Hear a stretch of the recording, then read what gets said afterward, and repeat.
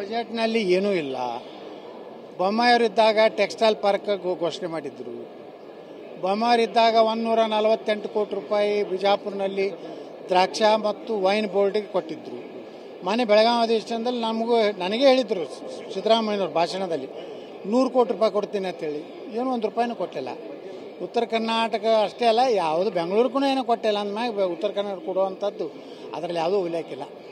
ಈಗ ಕೇಂದ್ರದಿಂದಲೇ 60,000 ಕೋಟಿ ತೆರಿಗೆ ಬರಬೇಕು ಅಂತ ಸಿದ್ದರಾಮಯ್ಯ ಹೇಳ್ತಾ ಇರುವಂಥದ್ದು. ಮೊನ್ನೆ ನಮ್ಮ ಹಣಕಾಸು ಸಚಿವರು ಹೇಳಿದ್ದಾರೆ, ಕರ್ನಾಟಕದ ಏನು ಪಾಲಿದೆ ಎಲ್ಲ ಕೊಟ್ಟಿದ್ದೀವಿ, 1 ರೂಪಾಯಿನೂ ಬಾಕಿ ಇಲ್ಲ. ಈ ನಾಳೆ ಬಜೆಟ್ ಮ್ಯಾಗ ನಾವು ಮಾತಾಡ್ತೀವಿ. ಕೇಂದ್ರ ಎಷ್ಟು ಹಣ ಕರ್ನಾಟಕಕ್ಕೆ ಅದರ ಪಾಲು ಕೊಡಬೇಕಾಗಿತ್ತು, ನ್ಯಾಯಯುತವಾಗಿ ಭಾರತ ಸರ್ಕಾರ ಪ್ರಧಾನಮಂತ್ರಿ ಮೋದಿಯವರು ಕೊಟ್ಟಿದ್ದಾರೆ.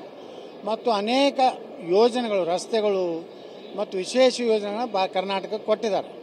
ಕರ್ನಾಟಕದಲ್ಲಿ ಯಾವುದೇ Zubair Sharif mobile repair business ನಲ್ಲಿ ತಿಂಗಳಿಗೆ 6 ಲಕ್ಷ ಗಳಿಸ್ತಿದ್ದಾರೆ.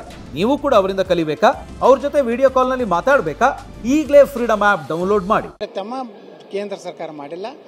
ನಮ್ಮಲ್ಲಿ ಶ್ವೇತಪತ್ರ ಏನು ಕೇಂದ್ರ ಸರ್ಕಾರ ಬಿಡುಗಡೆ ಮಾಡಿದೆ, ಶ್ವೇತಪತ್ರ ಮತ್ತು ಕರ್ನಾಟಕದ ಯಾವುದು ಬಾಕಿ ಇಲ್ಲ ಅವ್ರದ್ದೇನು ಲೋಕಸಭೆಯಲ್ಲಿ ಹೇಳಿದ್ದಾರೆ, ಅದನ್ನು ನಾವು ಪ್ರಸ್ತಾಪ ಮಾಡ್ತೀವಿ.